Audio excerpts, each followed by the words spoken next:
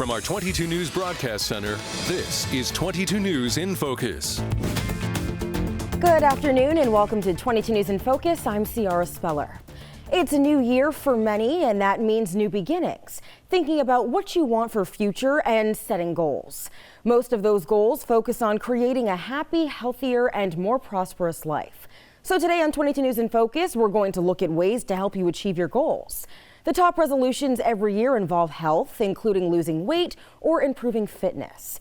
Research shows that this is easier said than done, with many people becoming discouraged and going back to old habits within weeks of starting. Maintaining a healthy weight can reduce a person's chance of developing other illnesses, including heart disease, diabetes, and cancer. So joining me now to talk about this issue surrounding weight loss and maintenance is Dr. John Romanelli, Chief of Division of General Surgery and Director of Bariatric Surgery at Bay State Health. We thank you so much for being on the program. Thank you. Pleasure to be here. So weight is a complicated topic, right? Yes. And, you know, if you want to go on a diet, but you really don't need to, how should you approach that? Well, I think the first thing is that people need to be thoughtful about what they eat. It's amazing how quickly we make food choices without a lot of thought. We need to eat balanced diets with lots of protein. I think we should minimize our fats and be mindful of how many carbohydrates we have. So I think any change in eating behavior has to be deliberate and well thought out before you try to do it. And so if you want to change your diet, why should somebody probably speak to their primary care before just jumping into it? That's a great question. I do think it's always good to talk to your doctors about going on a diet because, for example, it can impact how some of your medications that you might be on work. Let's say you're on insulin for diabetes and you cut all the carbohydrates out of your diet. That could drive your blood sugar too low. So there can be medical ramifications to changing the way we eat, so it's always good to talk to a doctor first. And I want to have you talk about body mass index or BMI. You know, what is BMI? Sure. So body mass index evens the playing field for people of different heights. If you went to somebody like Shaquille O'Neal and says, well, geez, he's over 300 pounds, you say, well, that's kind of big, except he's 7'2", right? So it's weight per height, and it's measured in weight in kilograms divided by the height in meters squared. And so let's talk about, you know, the importance of losing weight. Let's say if you are overweight, what are some of the risks that could, you know, be presented if somebody, in fact, is overweight? Absolutely. So being overweight affects every body system. So we think about things like heart disease. We think about things like diabetes. But for example, most people who are overweight don't sleep very well. When you don't sleep very well, poor sleep hygiene leads to cardiopulmonary problems. Every body system we have, anything ranging from the liver to the bones, is affected negatively by being overweight. And so studies have shown that losing weight safely at a realistic pace is the best way to reach your goals, right? And to maintain those goals as well. Some say 1 to 2 pounds a week is best. You know, what would you say? I think it depends on the patient, and I think it depends on how much the patient can exercise and how many calories they can burn. I think it depends on how much the patient weighs to begin with. Someone that weighs 400 pounds might have a different weekly weight loss goal than someone that weighs 200 pounds. And so it's the new year and people say, new year, new me. Maybe I want to jump on some of these trends. You know, a lot of the names we're hearing, Weight Watchers, Noom, Golo, Jenny Craig. You know, how can somebody determine which program is the best one for them? Yeah, there's no great answer to the question. I think you should read about the details of each diet plan. Think about, can you do this? I think the biggest mistake that we all make around the new year, we make a resolution, we're going to do something drastic. And it's so drastic that we can't sustain it. So what I tell people is do something sustainable. It might be as simple as this month, I'm not going to eat any dessert. It might be this month, I'm going to go to the gym 4 times a week instead of 1 time a week. But do something diet or exercise wise that you can sustain in the long term, and then there's a chance that it'll take root and you'll do it permanently. Yeah, those little changes can really make a big difference in the long run. Exactly.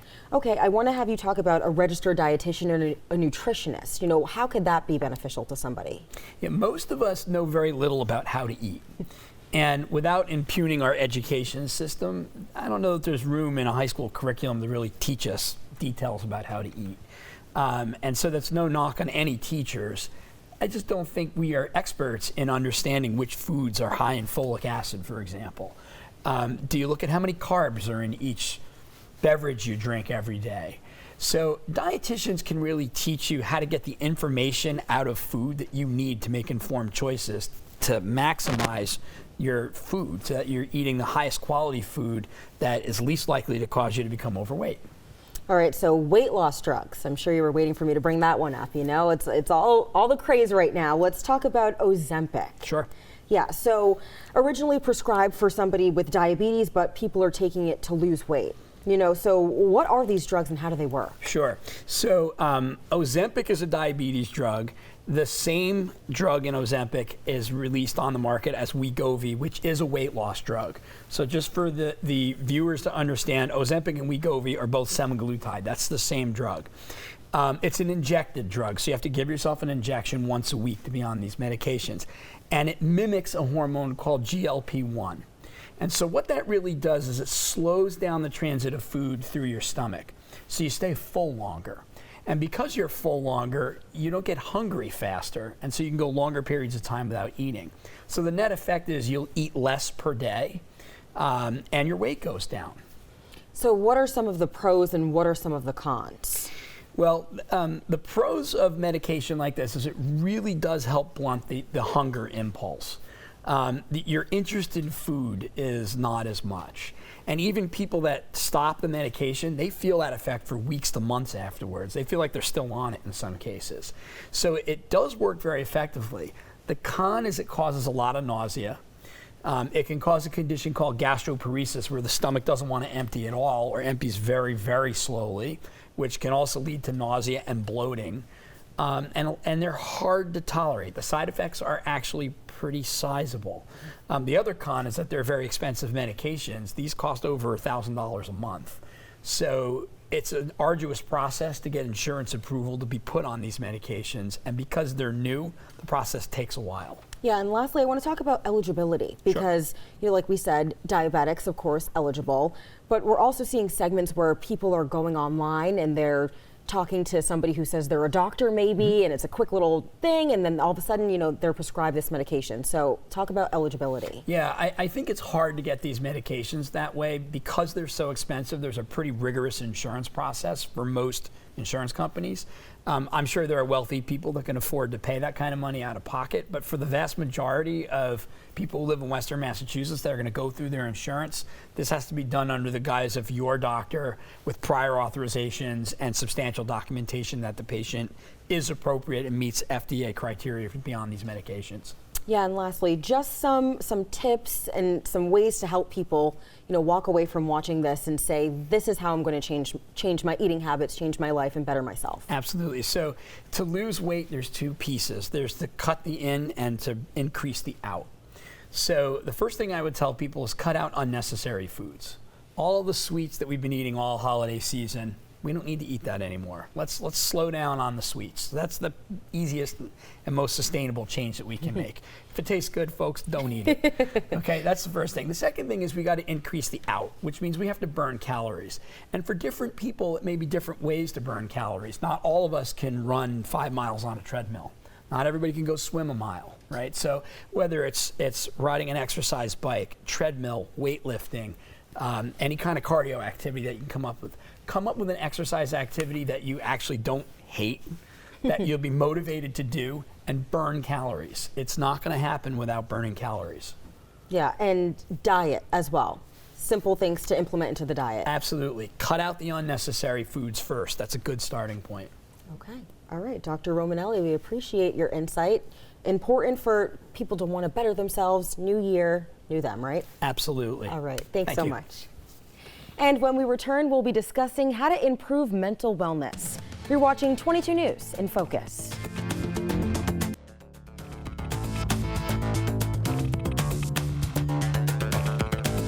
Back here now, according to a report from Mental Health America, in 2023, 21% of adults in the United States are experiencing some type of mental illness, equal to 50 million people.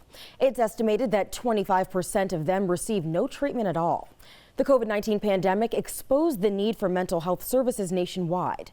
And across the country, and right here in Massachusetts, there's a shortage of beds in facilities, and many are understaffed, creating months-long waits to see a counselor or a doctor. Joining me now is Enrique Vargas Gonzalez, a clinical supervisor with the Gandara Center, which offers an assortment of mental health services at multiple locations across the state. Thanks so much for being here with us. Thank you for having me. So first, I just want to ask you, what is mental well-being? Does it mean that you're always happy or in a good mood?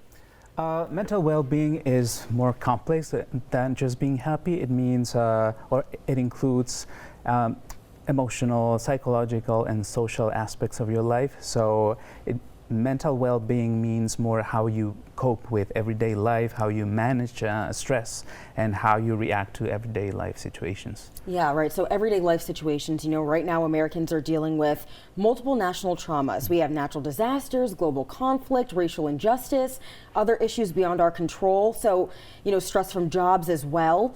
How much do these outside issues impact a person's mental well-being? Actually, a lot. Both internal and external factors are very important for a person's mental health. Everything that happens in the world, everything that happens in our communities, in our families, and in our country is very important to our mental health. So everything matters, especially how much we expose ourselves to the information and how much we communicate with the outside. Yeah, and so this time of year can also impact people's well-being as well, their mental well-being. So, something called seasonal affective disorder, or SAD.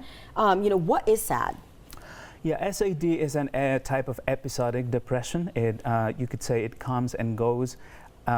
It's associated with changes in the season or environment, the weather, to be more specific, and it affects more people than others, especially people that are not adjusted to certain types of weather or environments, people that are more vulnerable, or including, for example, elderly people, people that are already not feeling well when the season changes, so they are more at risk. It can be treated. You can get help through psychotherapy or medication as well. There are certain specific types of psychotherapy that can be utilized. So there are ways. Yes. And when should somebody consider seeking counseling or other mental health services? I would say having a mental health counselor is always a good idea. You should at least have someone in mind when you might need someone to talk to. But especially if you or someone else notices that you are changing, there are some changes in your mood and your behavior, in the way you react, your interpersonal relationships, the way you do your everyday life things. If something is changing, there might be a problem, there might be an issue. Yeah, and are you seeing an increase in clients utilizing these services? We mentioned a lot of things going on in the world that sometimes can be really hard for a lot of people to deal with. Yeah, like you said, after the pandemic, we started to see that a lot of people actually needed help, and because they were being isolated, they didn't even have the chance to talk to friends or relatives, so they were actually having more impact in their mental health because of being isolated. So now we're seeing all these people looking for help, and there are services available, but sometimes they don't know how to access these services, or they don't feel like it would be a good idea to access these services, like calling a counselor or going to a psychiatrist, for example. Yeah, and so what are some ways that, aside from going to see a counselor or therapist, some ways that people can incorporate things into their daily routine to try to help them achieve that state that they'd like? Well, and going back to the beginning of this conversation about mental well-being, I would say considering all the essential aspects of your life, including not just your job and your family, but also yourself, how you take care of your physical health, and also the ways you communicate with people, the little things that you do for yourself and for others, how you socialize in the world. Sometimes we get too much into our routine that we forget that we go through good times and bad times, and we just have to find a balance. Yeah, like you mentioned socializing. So some might suggest that if you're going through this hard time in your life, maybe connect with family and friends that might help you. But what if you have social anxiety? Yeah, I've worked with people with social anxiety. I always tell them, find there are many ways these days to communicate. You don't have to do what everybody else does, and you don't have to do it for as much as other people do. I think it depends on what type of personality. If you are more of an extrovert or an introvert, some people need a lot of social interaction. Some people do need very little, and that's fine. You just need to know more. So get to know yourself. That's how a therapist can help you to understand why you don't need maybe to spend too much time with people, but that will also be helpful for you. Yeah, and so in the last segment we talked about diet and nutrition, right? So how important are diet and nutrition to somebody who's wanting to get their mental well-being in that right space? It's actually very important. We know that it is associated with an increased mood, better mood, decrease in stress, levels of stress, better sleep, as it was mentioned. And also, I would say that the way you eat tells a lot about who you are and how you feel. So your habits and the way you prepare your food, the relationship that you have with the food is also very important and tells a lot. So also when your habits change, let's say you eat more or you eat less, it can also mean there's something going on with your mental health. So, yes. And what are your thoughts on meditation? Whether that be out in nature, going for a simple walk and just enjoying, your environment. What is your thought on meditation? Yeah, meditation is very popular now. I would say that you don't have to be an expert in yoga or any type of meditation. Meditation is more about being aware of the here and now, increasing your awareness, your consciousness, and for that you don't have to do anything complicated. You just have to take a couple of minutes, take some deep breaths, or maybe listen to a song you like, go sit in a place that you enjoy, and it's just more about being there in the moment and trying to let everything else go away, for even if it's just for a couple of seconds. Yeah. That is the main idea, I would say, of meditation. So just being present. It's actually possible for everybody, and we do it sometimes without realizing it. So maybe somebody can help people realize that they are actually doing it. Yes. Yeah, so something else that could have an impact on your mental well-being could be somebody who's a people pleaser, right? Always saying yes and going against things that make you happy. But what are some ways to say no, to stand your ground and to realize that, your mental well-being is being impacted by constantly agreeing to do things that might be too much for you? Yeah, and for some people it's hard to say no for different reasons.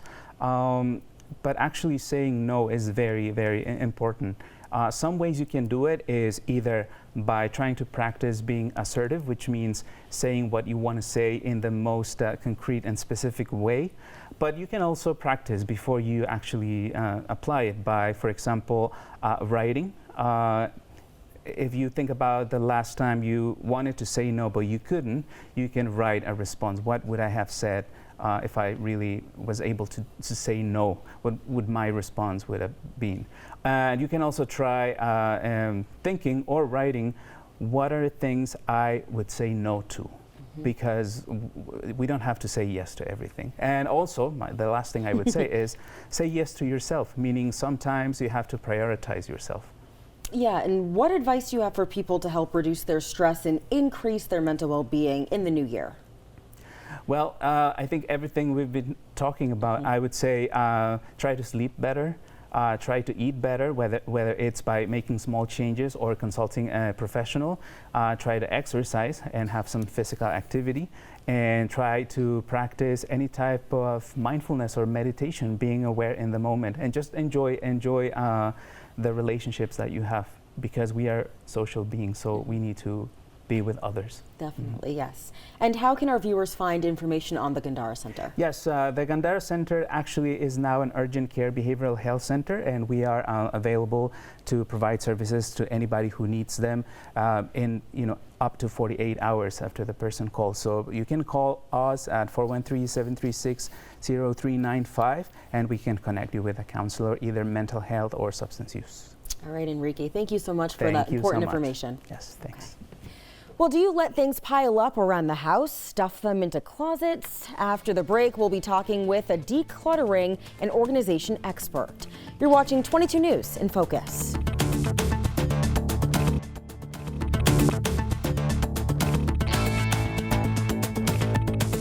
For some people, the start of the new year begins with cleaning their home or workplace.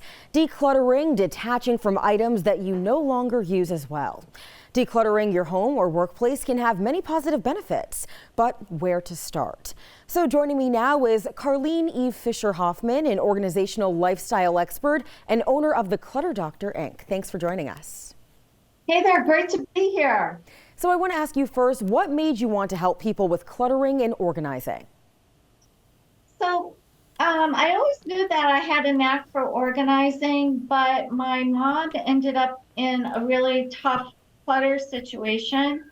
And I ended going up to her home and helping her go through her things, getting her organized, getting her back on track. And it was during that time and during that process, I realized that this is something that I really enjoy doing, and I enjoy helping people. And I thought that maybe this was something that I could do as a business. So I did some research on it and just pretty much started from there and started working part-time while I was working full-time until I built up my business.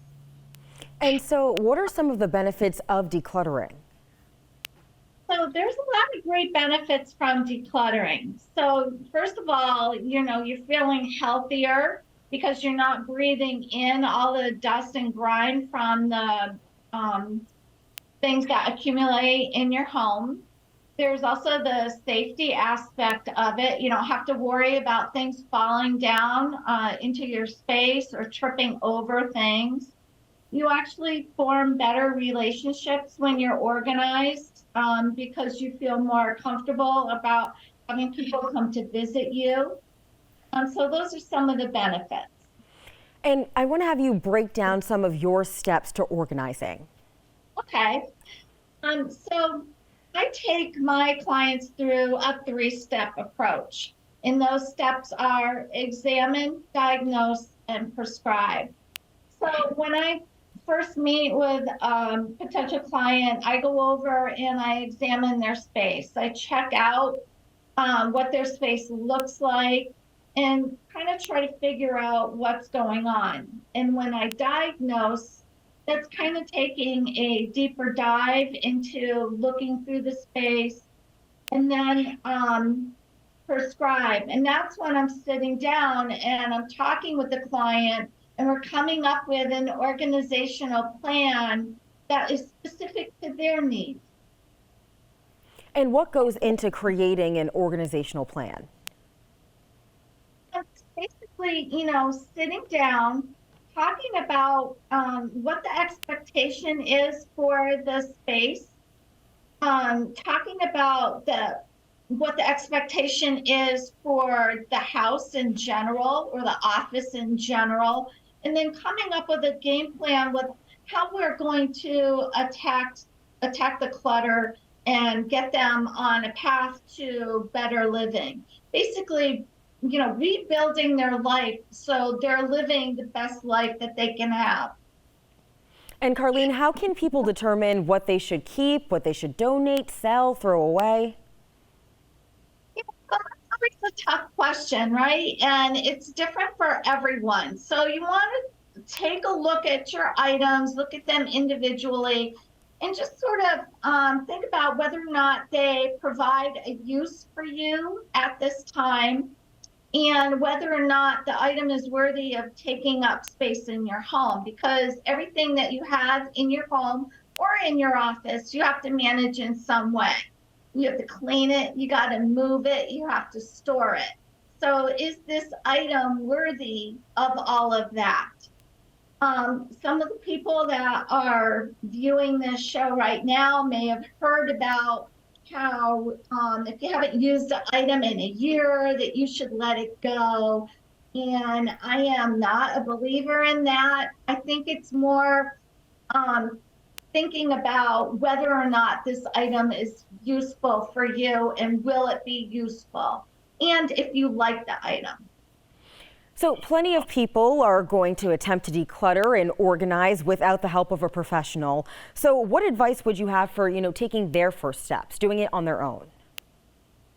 So basically taking the big picture and breaking it down into smaller, more manageable steps. So first of all, trying to decide what area you want to tackle first.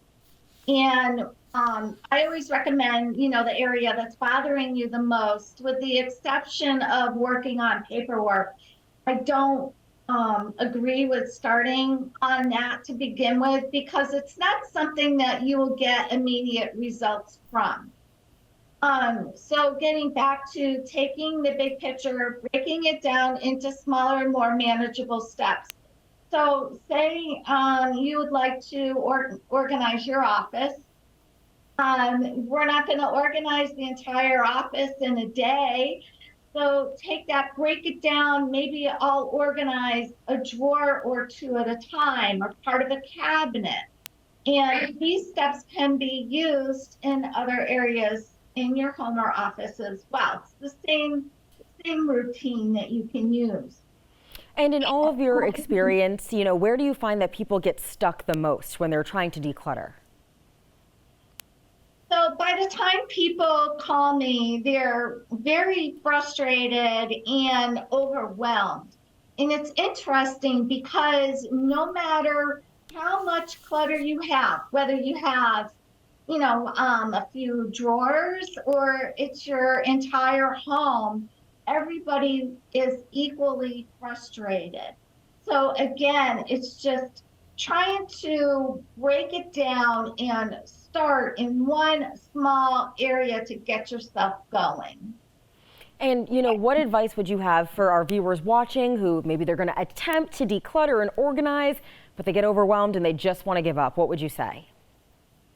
Just to start, get started, start doing something.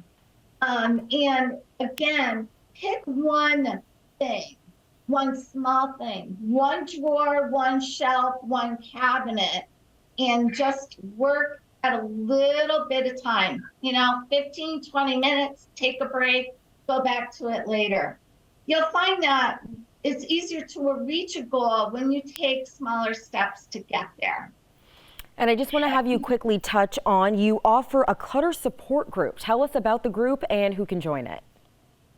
So the group is open to anyone who is struggling with their clutter, and we meet once a month in person or virtually, depending. The only criteria that I ask is that people, be involved.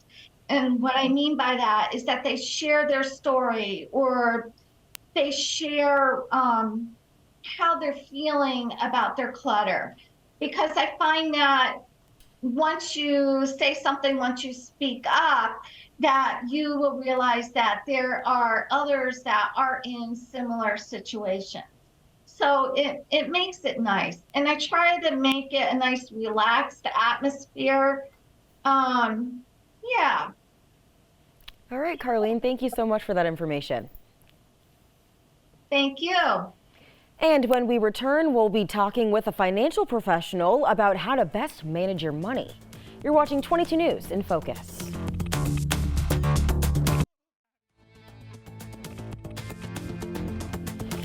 Back here now, another top resolution is to improve personal finances, whether it's looking for a new job, creating a new budget, or saving more. So joining me now to talk about how to get the most out of your savings and investments is Matt Farkas, Senior Vice President and Head of Fixed Income at St. Germain Investments Management. Thanks for being here with us, Matt. Happy to be here.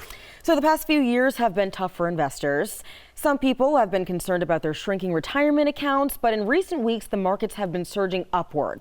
So what did analysts predict for the country's economy in 2023?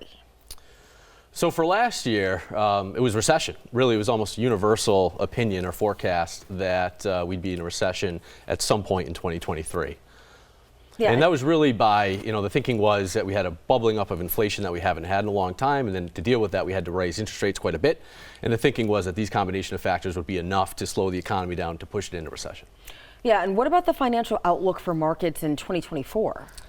2024 is, the expectation really is that the Federal Reserve will begin lowering interest rates, which is really music to most investors' ears. But investors don't wait for the Federal Reserve to actually lower rates. They really try to anticipate this. And so the big rally that you just mentioned really was the market forecasting interest rate cuts coming this year. So the forecast for this year, some are concerned that there's a lot of expectations built into this year, and the term is really price for perfection. And the thought is that, given the big rally that we had late last year, which produced a really solid year for investments, if there's anything that potentially could go wrong this year, whether the Fed doesn't cut as much as the market thinks, or corporate profits growth is not as strong as investors think, anything like that could be enough to derail the market. Yeah, and let's talk about what's helping the economy right now. What are some of the strong and growing industries and sectors that are helping? So consumers are spending. So the job market is relatively strong. The unemployment rate is near a 50-year low. They're starting to see wage gains finally, real wage gains over inflation. And so when Americans are working, earning more money, they typically spend. So consumer-related industries really are doing well. Specifically travel and hospitality are areas that have done well, and hopefully they continue to, because consumer activity really generates our economy. It's really responsible for 70% of economic activity. So if the consumer is working and spending, that's a good thing for the economy. Yeah, and with the holidays now behind us, a lot of people, maybe they splurge, they overspend a little bit. They say the New Year's here, they're going to reel it back, get it together. What are you seeing and what are you telling people? Yeah, so as far as budgeting, really the first step is to watch where your money's going. I think a lot of people would be surprised if they start to do that, really watch, where every dollar is spent. If you do that for a couple of months, you might be surprised where your money's going.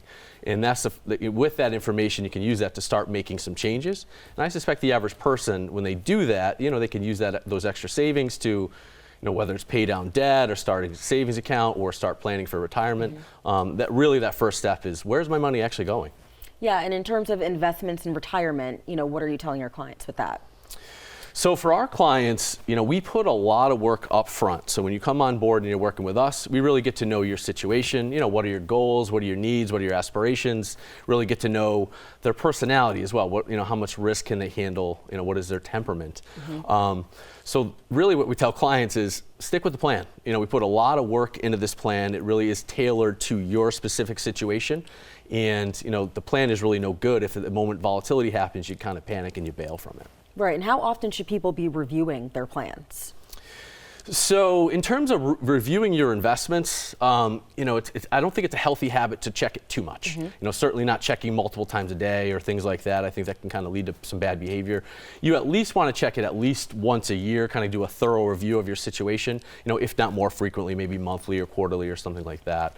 But as far as making big major changes to your investments, generally speaking, I would say that, unless your personal situation has changed, maybe you're earning more money, or maybe you lost a job, or maybe a health situation came up. If your personal situation changes, then at that point you want to look at your investments and make sure that your investments are in line with what's going on in your life. But typically you don't have those sort of major changes every single year, and so you don't want to disrupt your portfolio based off of news headlines or market volatility, because that can lead to a bad outcome for somebody. Yeah, and what about, building emergency savings? Yeah, that's important. Having some savings is important for a lot of reasons. First, life happens, right? We all have things that come up, car repairs, leak roofs, things like that. Generally a good rule of thumb is to have 3 months of living expenses tucked aside into a savings account. That's also important as part of an investment program, because if you have some money tucked aside and that problem happens in your life where you need to dip into and you need a little extra funds, you don't have to disrupt your investment program. You already have a pot of money dedicated to that. Yeah, and what about debt payoff? Now we're seeing the student loan payment pause has resumed. A lot of people having to worry about, paying off the loans as well. So what would you say about that? Yeah, paying off debt, generally speaking, is a good idea. But not all debt is created equal. There's good debt and there's bad debt, right? So kind of talking about bad debt, I would talk about your high cost debt that has high interest associated with it. And credit cards are probably the first example that come to mind, right? Those credit card interest rates can be, 20% or higher. I would tell someone to make every reasonable effort that you can to pay down any credit card debt that you have as quickly as possible. But say you had a mortgage, maybe you refinanced a few years ago and you have a fixed rate mortgage that's, in the 3s, or maybe you got really lucky and it's in the high 2s. That's the type of debt that you might not want to rush to pay off because the interest rate is so low. You may want to consider kind of extending that out as much as you can. Yeah, and so a lot of people are going to be, starting to organize to file for their taxes. Are there any tax law changes that are going to be in effect? Yeah, there are tax changes this year. So with the caveat, any tax situation, you really want to talk to a tax professional that knows your situation. But that said, there are changes on the federal level as well as on the state level, and it's mostly as a result of the inflation that we've had the last few years. The marginal rates have increased a little bit. The standard deduction that people can take has also increased a little bit. And then in the state of Massachusetts, there's been recent legislation that will give a lot of folks a tax break. They raise the child and family credits that people get. Yeah, and what about, should people consider buying bonds or investing in mutual funds? So with the move up in interest rates that we've seen, bonds are getting on the radar of folks for the first time in a while because interest rates are the highest they've been in 15, 20 years or so. So bonds are something that if you're in retirement, if you're looking for a less volatile source of investment return, bonds are an option. Bonds are a more predictable source of return.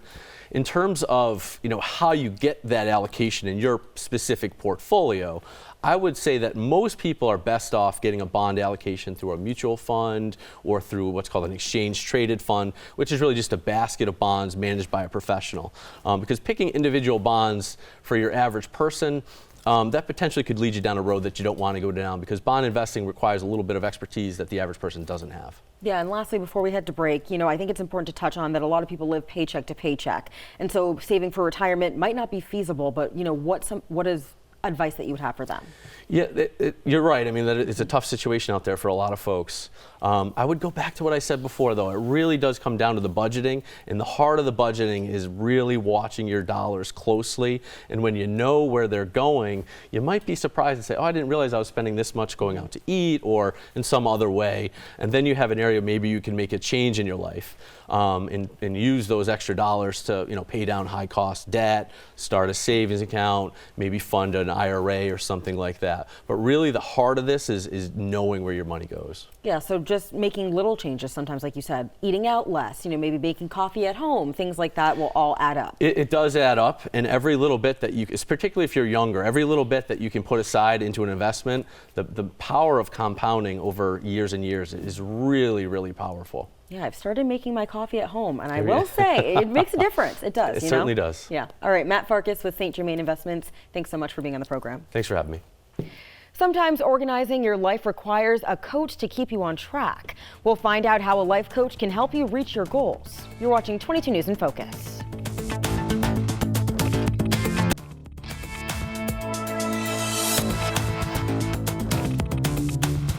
Welcome back to 22 News in Focus. We've been discussing some of the various resolutions people make at the beginning of the new year. But research has shown that some people abandon their resolutions, and sometimes just within weeks. Joining me now to talk about how to set reasonable goals and how to reach them is Scott Weiss, founder of K Journal and a personal life and career coach. Thanks so much for being here with us. Thanks for having me. So, tell us exactly, what do you do? Sure, certainly. So really help folks kind of set and identify goals that are a priority or they have some purpose to them. A lot of times in the career coaching, individuals are maybe frustrated at work or are looking for a change and don't really know how to go about that or how to approach that or even just what they want. And so really help those individuals identify different things that are important to them, and then set some realistic and some fun goals around that for them. Yeah, and as a life career coach, what services do you offer? Yeah, so certainly with individuals who maybe have a personal goal that they're trying to achieve, We talked a lot about weight loss, things like that. So maybe somebody's having a little bit of trouble with that and, really want to connect with somebody so that they can have some different sort of accountability. And that's really where that sets in. On the career side, a lot of folks right now, certainly through the pandemic, have been frustrated with work and really took a lot of time to evaluate, hey, listen, I'm not happy here, I want to make a change. But again, they don't often know where to make that change or how to go about that. And so on the career side, I was a recruiter for 14 years and really helped folks with that transition of identifying, well, let's not just make a change, let's identify something that is going to be more purposeful for you. And so, a lot of people might have an idea of what they want to do, but getting it set in stone, getting those goals set is hard for them to do. But why is it important to set goals for yourself? Well, it's so important because for the most part, we may say that we want to achieve something, and for the most part, it kind of hangs on that outside, and we find ourselves years later saying, I would still really like to achieve that. So, but when you can sit down and set a goal for yourself that eliminates this future self for yourself, it allows you to start to say, okay, well, I'm going to do this year. So setting goals is super important because it really allows you to start to move yourself in the direction that you want. And what's the difference between goals and intentions? Well, I may have an intention of going out there and running every week, and that might be great, but without setting a goal, we're going to allow ourselves an excuse to not go out and run today or not go out and move. And so whatever that intention might be, setting a goal really allows that to come to fruition. So instead of just saying I want to go for a run, I'm going to run a 5K this year, and that allows that goal to really come to front for them. And what's the process of setting a realistic goal? Setting a realistic goal is really just taking accountability and understanding, what can I actually accomplish this year? If I've never run and I go out and I say that I'm going to run a marathon, that might not be realistic. So having an idea of what you can actually physically do and accomplish really can help with this whole goal setting, because a lot of times somebody's going to get frustrated with the fact of, well, I want to run a marathon. Well, if I haven't done that in over a few years, or maybe I've never done that, then maybe a half marathon or just that 5K will certainly be a lot more reasonable for them to achieve. Yeah, would you say saying that I'm going to partake in a marathon maybe would be helpful to somebody? The language, using language that you have a goal to run, but if you're partaking and you do run, it's not a letdown? Certainly. I mean, the conversations that we have with ourselves are so important. So, whether you say, I think that I'm going to do this, or I'm actually going to do this, and even taking it a step further, really being specific, saying that, I'm going to run this 5K and I'm going to do this specific one on this specific date and give myself this amount of time to train, really allows for that goal to really become personal. So instead of just looking at like, okay, I want to buy a house, well, what style house would you like? Do you want a cape? Do you want, a ranch? What color, what neighborhood? All of these different things allow you to create just a more vibrant picture for yourself that you can now really get excited about what this goal is going to be. Yeah, and how important is it for your goals to reflect your personal core values? 100%. It's really one of the most important things, because if you're just setting a goal and it doesn't have any meaning or any passion for yourself, then the chance of you realistically hitting that goal are going to be slim. So when you can put something that you have some passion behind and you can create some fun with it, then you have a much more realistic chance of being able to set that goal. Yeah, and so maybe you've set a goal, but things happen sometimes in life and it might disrupt your plan that you had. So, if you have trouble meeting that specific goal, how could you readjust maybe?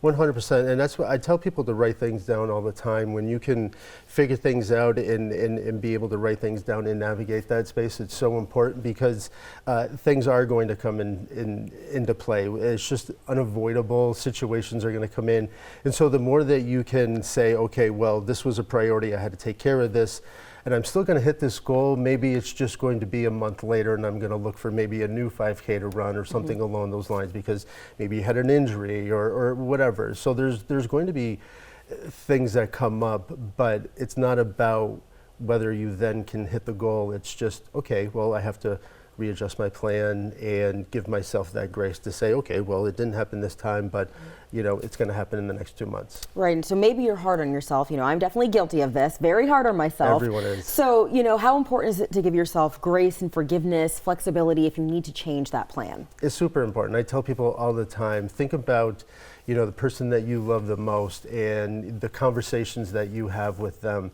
and then think about the conversations that you have with yourself. And those two conversations are not going to be the same. So treat yourself the same way you would with the same person that you love the most, and have those conversations the same way. So giving yourself that grace and understanding that, hey, listen, we're all human. Things are not going to go as planned, but if you again, write things out and stick to this goal is going to happen. It's just a matter of if, never a matter of when. You'll be on your way to achieve lots of different things that, probably you never once thought of. Yeah, and a lot of people will try to achieve those goals on their own. But how important is it to connect with someone like yourself to help you, push you a little bit further? It's super important because, whether it's me or whether it's just even an accountability partner, somebody that can help you through these things, we don't always want to do these things, and sometimes we kind of lose sight of why we set this goal. So if you have somebody that you can bounce ideas off of that really helps you stay accountable, it's really a game changer for everyone. Yeah, and lastly, for our viewers, what advice, would you suggest to just help people set their goals and feel a sense of accomplishment? To have fun with this. We're setting goals because this is the person that we want for ourselves. So don't treat it like a chore. Just enjoy what you're setting out. Realize that it's going to be hard. It's going to be uncomfortable because you're doing things that you never once did or you haven't done in a really long time. So just embrace that uncomfortableness, and it'll start to feel good and really just, again, have fun, because this is that future self that you want. So. Yeah, and how can people learn a little bit more about what you do and connect with you as well? So certainly they can just go onto my website, which is kjournal.com, and certainly we'll be able to connect with everyone and really just answer any questions they may have and kind of move forward. All right, Scott Weiss, thank you so much. Thank you. And I'll have some final remarks once we return. This is 22 News in Focus.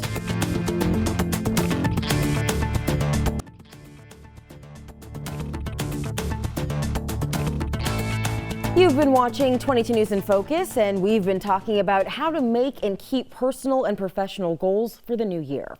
We want to thank all of our guests for their expertise and insight, and thanks to you at home for watching our program. If you missed any of it, you can find it on our website at wwlp.com. From all of us here at 22 News, we hope you reach all of your goals in 2024.